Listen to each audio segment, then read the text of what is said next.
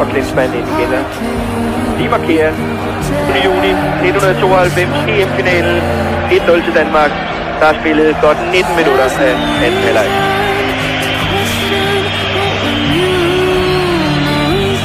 Han kan ikke se noget, hvis han sidder ned. Det er hans egne ord.